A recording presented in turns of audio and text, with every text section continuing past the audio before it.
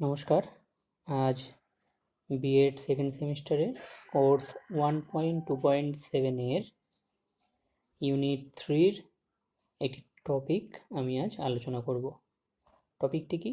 টপিকটি হলো approach to language teaching, অর্থাৎ ভাষা শিক্ষার প্রবেশের ধারা।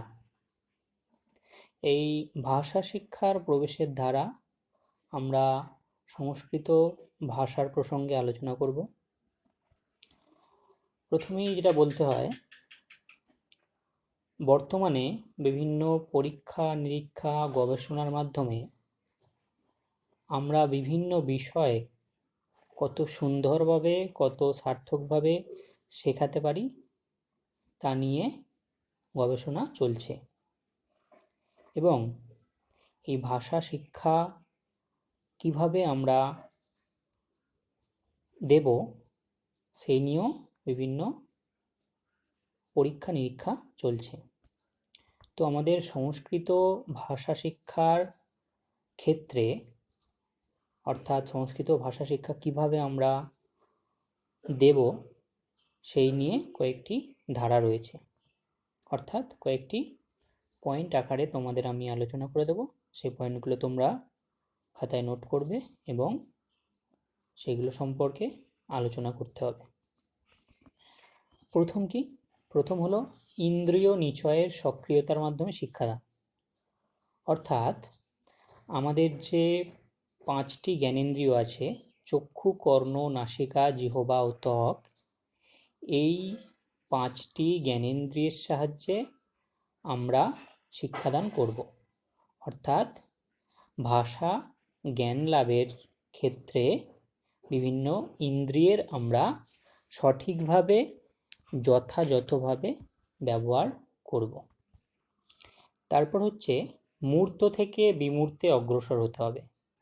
অর্থাৎ মূর্ত বিষয়, যে বিষয়বস্তুটা নিয়ে আমরা আলোচনা করব, সেই আলোচনার বিষয়বস্তু সম্পর্কে শিক্ষার্থীদের আগে থেকে যেন ধারণা থাকে। অর্থাৎ যে বিষয়টা আমরা পড়াবো সেই বিষয় সম্পর্কিত কিছু তথ্য, কোনো বস্তু সম্পর্কে শিক্ষার্থীদের যেন আগে থেকে ধারণা থাকে, তাহলে তাদের বিষয়টি বোঝাতে সুবিধা হবে। অর্থাৎ মূর্ত থেকে বিমূর্তে অগ্রসর হতে হবে। এরপর কি? জ্ঞাত থেকে অজ্ঞাতে অগ্রসর হতে হবে।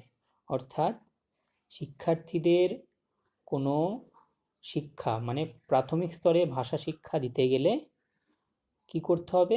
তাদের জানা থেকে অজানার দিকে নিয়ে যেতে হবে। অর্থাৎ যে বিষয়টা তারা জানে, পরিচিত আছে, সেই বিষয়টা প্রথমে তাদের পাঠদান করতে হবে এবং পরে তাদের অজ্ঞাত বিষয়, যেই বিষয়টা আমরা পড়াতে যাচ্ছি সেই বিষয়ের দিকে অগ্রসর হতে হবে। অর্থাৎ জ্ঞাত থেকে অজ্ঞাতর দিকে অগ্রসর হতে হবে। এরপর হচ্ছে সরল থেকে জটিলে অগ্রসর হতে হবে। অর্থাৎ সরল মানে সহজ বিষয় থেকে আমাদের জটিল বিষয়ের দিকে অগ্রসর হতে হবে। তাহলে কি হবে? শিক্ষার্থীরা সহজভাবে বিষয়টি বুঝতে পারবে, এবং এর জন্য শিক্ষার্থীদের এই ভাষা শিক্ষার উন্নতির জন্য প্রত্যেকটা পাঠকে আমাদের ক্রম অনুযায়ী সাজিয়ে নিয়ে তারপর পাঠদান করা উচিত। এরপর হলো প্রকৃতি অনুসরণপূর্বক অগ্রসর হতে হবে। এই প্রকৃতি অনুসরণ মানে কি? প্রকৃতি মানে হচ্ছে ভাষা শিক্ষার ক্ষেত্রে দুটি প্রকৃতির কথা আমরা জানি। কি কি? একটি হচ্ছে শিক্ষার্থীর প্রকৃতি, আর একটি হচ্ছে ভাষার প্রকৃতি। অর্থাৎ শিক্ষার্থীর প্রকৃতি অনুযায়ী, শিক্ষার্থীর প্রকৃতি বলতে কি? শিক্ষার্থীর ইচ্ছা অনিচ্ছা, পছন্দ অপছন্দ, কথাবার্তা, ভাবভঙ্গি, এগুলি হচ্ছে শিক্ষার্থীর প্রকৃতি। এইগুলিকে বুঝে একজন শিক্ষকের অবশ্যই পাঠদান করা কর্তব্য। আর কি? ভাষার প্রকৃতি। ভাষার প্রকৃতি কি? ভাষার যে বিভিন্ন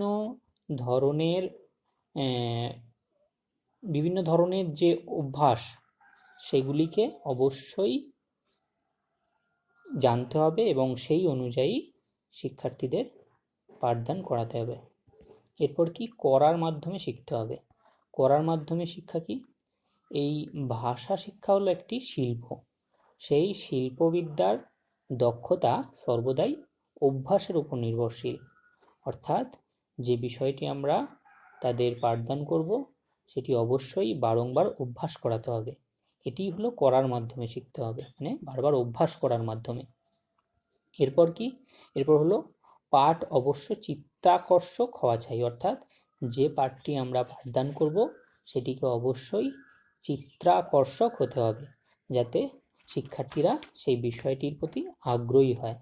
এরপর শিক্ষাদানে পূর্ণাঙ্গতা থাকা চাই, অর্থাৎ শিক্ষাদানে পূর্ণাঙ্গতা অর্থাৎ শিক্ষককে অবশ্যই তার শিক্ষাদানের ক্ষেত্রে সক্রিয় হতে হবে এবং সবটা দিয়ে তাদের শিক্ষাদান করতে হবে। শিক্ষাদানের জন্য অবশ্যই পূর্ণাঙ্গভাবে সেই বিষয়ের প্রতি ইনভলভ হতে হবে, তবেই শিক্ষাদানটা ভালো হবে। এরপর হচ্ছে আরোহী পদ্ধতিতে শেখাতে হবে। আরোহী পদ্ধতিটি কি আমি আগেই আলোচনা করেছি শিক্ষণ কৌশল পড়ার সময়, অর্থাৎ বিষয়ের তথ্য ও বৈশিষ্ট্যকে আলোচনা করে তার পাঠদানটা করাতে হবে, অর্থাৎ বিষয়টা আলোচনা মাধ্যমে করতে হবে। এরপর কি, এরপর হলো বিষয়বস্তু ও পদ্ধতির অনুক্রম পরম্পরা অনুসরণ করতে হবে, অর্থাৎ শিক্ষার্থীদের বয়স, অভিজ্ঞতা, সামর্থ্য, ইচ্ছা অনিচ্ছা, বুদ্ধি, আগ্রহ, মাতৃভাষার দক্ষতা প্রভৃতিকে অনুসরণ করে একজন শিক্ষক শিক্ষিকার পাঠদান অবশ্যই কর্তব্য। এগুলি ছিল আমাদের সংস্কৃত ভাষা শিক্ষাদানের ধারা।